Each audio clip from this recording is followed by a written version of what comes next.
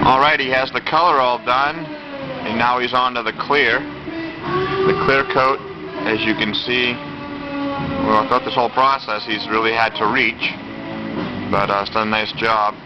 And so we're clearing the bumper and the roof rack here.